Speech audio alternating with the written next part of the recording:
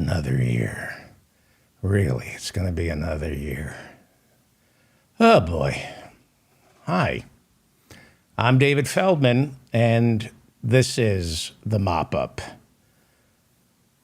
Well, the 118th Congress meets for the first time on Tuesday, January 3rd, and George Santos is scheduled to be sworn in as the new Republican congressman representing New York's 3rd Congressional District, which covers parts of Queens and northern Long Island.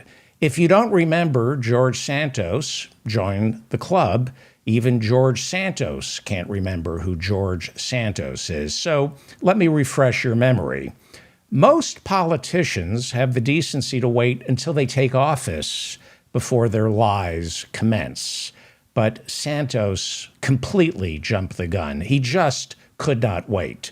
He claimed to have been in a same-sex marriage when in fact he was married to a woman. He claimed his mother was Jewish when she was Catholic. He told people he had worked for Goldman Sachs when there's no record of his employment there.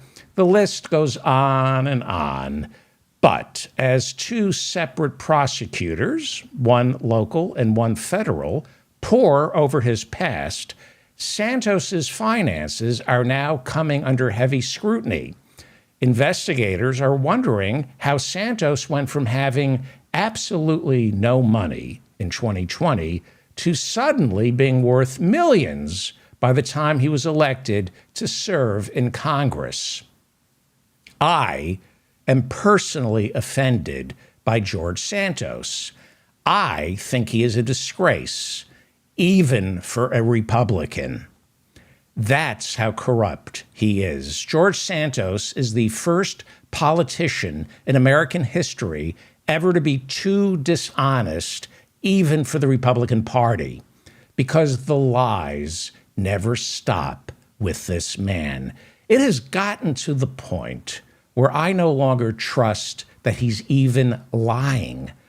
I am now convinced Santos is such a pathological dissembler that every word he utters is the absolute truth. That's just how much of an imposter I believe him to be, and it sickens me. Last night, I was having dinner with George Clooney and his lovely wife at my home in St. Bart's on Lake Como. And the three of us all agreed that if there's one thing we can't abide, it's a prevaricator.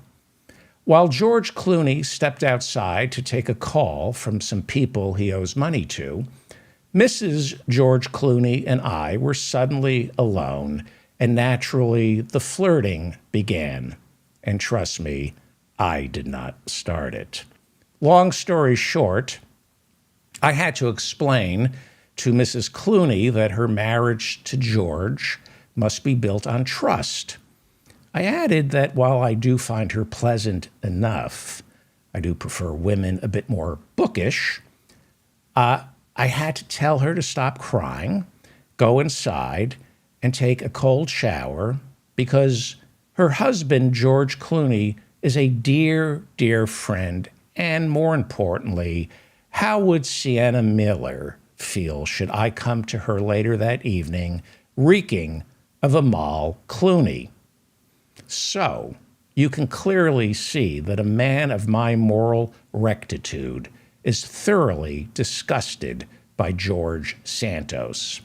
I mean, who lies about their mother dying on 9/11? Seriously, George Santos lied and said his mother died on 9/11. She didn't. Why would anyone lie about such a thing? Granted, whenever we traveled together, my mother insisted I tell everyone she was fatally wounded during the Battle of the Bulge. But that was only for the free drinks and camaraderie. So yes, I'd be lying if I said I never lied. But they were always harmless half-truths, like telling women I played for the Knicks, or lying under oath that Robert Chambers was the preppy murderer.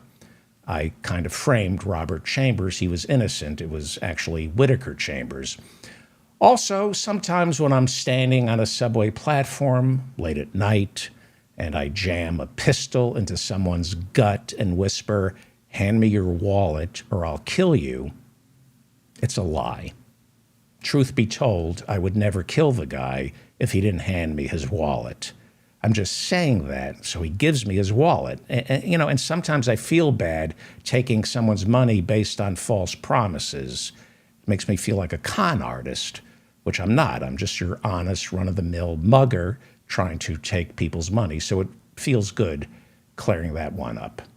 Also, I'm not David Feldman. I'm really Larry Goldstein.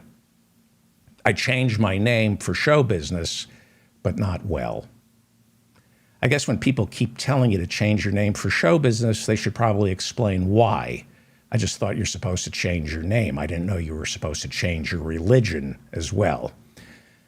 And I guess I should confess this is not my actual hair. What I'm wearing is the toupee I inherited from my grandpa Mort, who stole it off a German soldier during World War I. It was probably a war crime, but people commit crimes against humanity in the heat of battle. Poor Gunter Heinrich returned from the front with a chrome dome, I'm sure. It's the German soldier whose hair I'm wearing. And while it's true my grandmother was a nurse with Eisenhower's army, I may have stretched the truth a tad when I bragged that she gave Winston Churchill a sponge bath and a handy the night before D-Day. I'm pretty sure it was just a handy. Okay, I'm glad I got it all off my chest, which is also what I believe were Winston's parting words to my grandmother. So, as we kick off 2023, let's use George Santos's downfall as a cautionary tale of why it's always wrong to tell fanciful stories about ourselves. I hate to quote myself, but I put it best in my epic poem, Marmion, A Tale of Flodden Field, which I wrote in the early 19th century. And if memory serves, it goes something like this. Oh, what a tangled web we weave when first we practice to deceive. Truer words were never written, if I do say so myself. Now, as the sun sets over my beautiful home in St. Bart's on Lake Como, let's resolve to speak only the truth in 2023. I'm David Feldman, reminding you to stay strong and protect the weak. That's the truth.